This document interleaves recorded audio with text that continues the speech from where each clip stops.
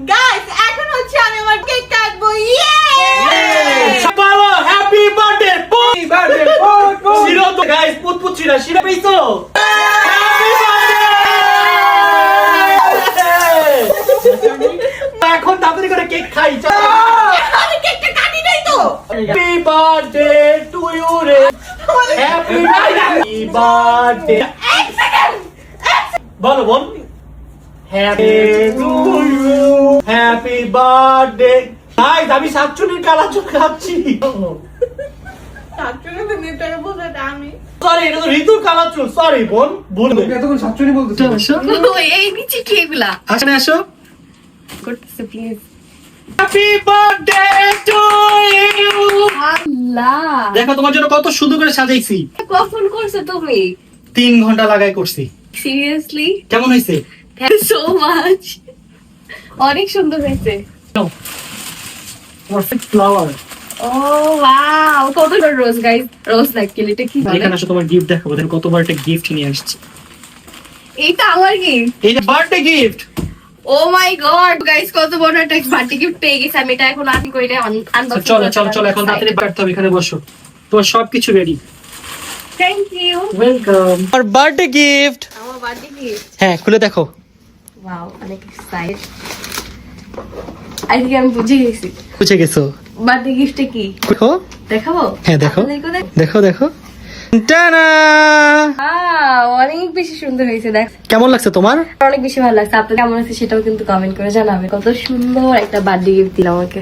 Thank you ডেকোরেশনটা সাজাইছি পুরো 3 ঘন্টার এটা হচ্ছে ফর দ্য ফার্স্ট টাইম আমি কোনো কিছু করছি সো কেমন লাগছে তোমার বলো তো অনেক বেশি ভালো লাগছে আমার ড্রিম ছিল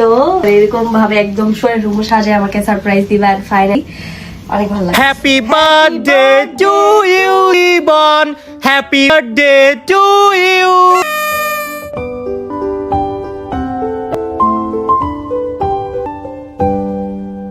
ইবন তোর birthday gift thank you Jibon happy birthday দেখার জন্য কি নিয়ে আসছি বার্থডে গিফট ওয়াও কত কিউট মামা আমাকে ওর সাথে ছবি তুলে দাও ওকে দাঁড়া দিচ্ছি চেঞ্জ পোস্ট চেঞ্জ ছবি তো সেই আসতেছে দেখতে দেখতে আমাদের বিয়ের 3 বছর হয়ে গেল দেখেন কত সুন্দর করে ঘর ডেকোরেশন করছে আমার ওয়াইফ সারপ্রাইজ দেওয়ার জন্য সো এখন গিয়ে আমি ওয়াইফকে নিয়ে আসবো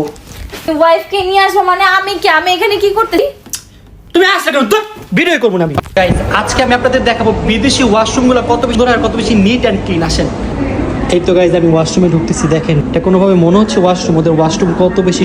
জাস্ট ওয়াও স্পেশালি দেখেন ওদের ওয়াশরুমের ফ্লোরগুলো কত নিট অ্যান্ড ক্লিন ওয়াও আমাদের দেশে যে কবে এরকম ওয়াশরুম হবে তাই জানি আমি কার ফ্যান জানেন? রাকিব হুসেনের ফ্যান। আমারই অন্যরকম। এরকম মুচকি হাসার কারণটা কি কি আমার থেকে কিছু লুকাচ্ছে এই সুযোগে ফোনটা একটু চেক করে দেখি তো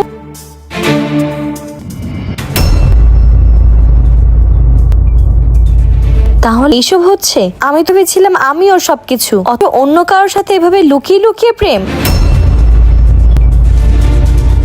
তুমি আমার মোবাইল ধরছো কেন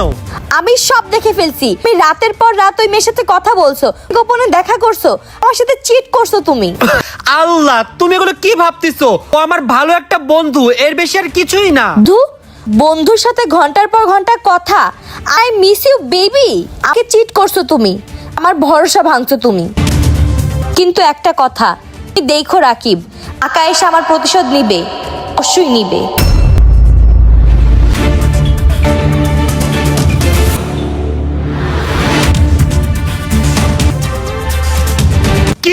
কি বলছো তুমি